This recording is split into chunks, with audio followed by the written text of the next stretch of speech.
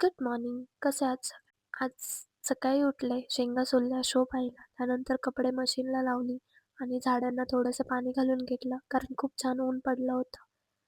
पाऊस पडत नाहीये, त्यामुळे त्यांना पण पाण्याची गरज आहे. त्यानंतर हेअर सिरम लावलं आणि संध्याकाळी थोडं चहा बिस्किट खाऊन घेतलं आणि पूजा झाली. त्यानंतर लॉग इन करून घेतलं.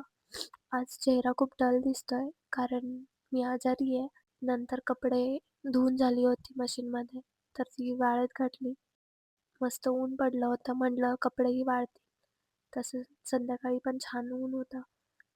त्यानंतर मग संध्याकाळी दवाखान्यात गेले, कारण अजिबातच बरं वाटत नव्हतं. तसं तर मला दवाखान्यात जायला बिलकुल आवडत नाही आणि औषध गोळ्या तर अजिबातच नाही. त्यानंतर डॉक्टरांनी वाफारा घ्यायला सांगितलेला आणि किचन आवरून घेतलं.